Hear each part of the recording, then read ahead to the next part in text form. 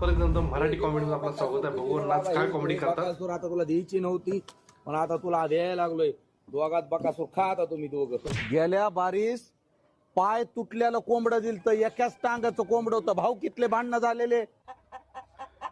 मागच्या वेळी हा व्हिडिओ बघितला होता आपण. खूप जबरदस्त हा व्हिडिओ चालला होता. आहेत की घे गणले. एका भाऊकीचा पाय तू खा, एका भाऊकीचा पाय मी खातो. ही कडूच्या भांडणामध्ये निसते वकील आणि पोलिस जागवायलेत. अण्णा ताव मारा चालू केले मित्रांनो खाली बघा खाली. हे बांध कुरीत होता हा, हे गाडीला रस्ता देत नव्हता.